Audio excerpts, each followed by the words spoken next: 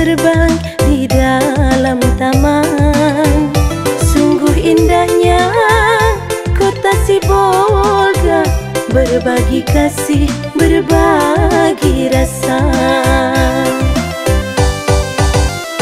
Beragam suku, ragam bahasa, Sibolga negeri berbilang kaum. Julukan kota penghasil ikan, damai dan tentram masyarakatnya. Pemimpin ramah dan bijaksana, tak membedakan suku dan agama, tak pilih kasih untuk sesama. Sibolga makmur bertambah jaya, tak pilih kasih untuk sesama. Sibolga makmur bertambah jaya. Selagi hayang di kandung badan, selalu terkesan dengan alamnya. Betapa indah dipandang mata, kota Sibolga selalu diingat.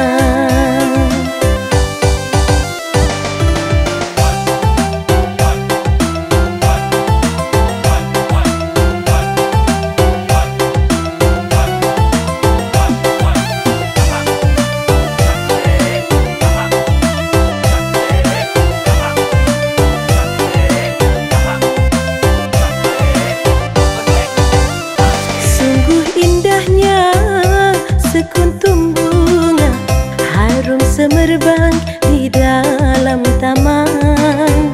Sungguh indahnya kota Sibolga, berbagi kasih, berbagi rasa.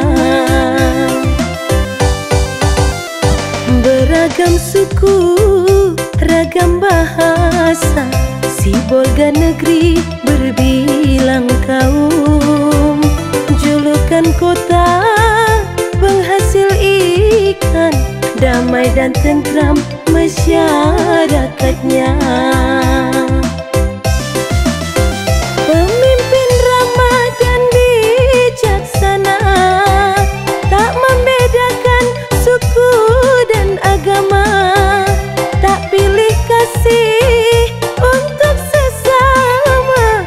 Sibolga makmur bertambah jaya, tak pilih kasih untuk sesama.